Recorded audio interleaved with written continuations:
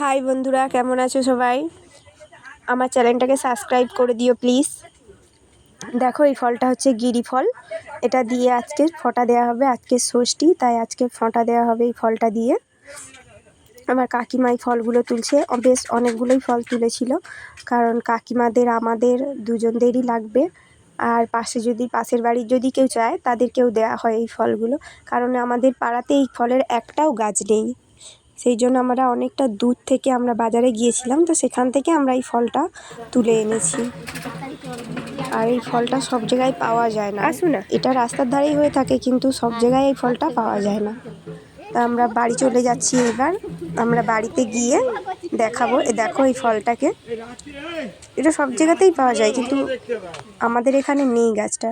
এই যে আমাদের ফোঁটা দেওয়া হয়ে গেছে, দেখতেই পাচ্ছ।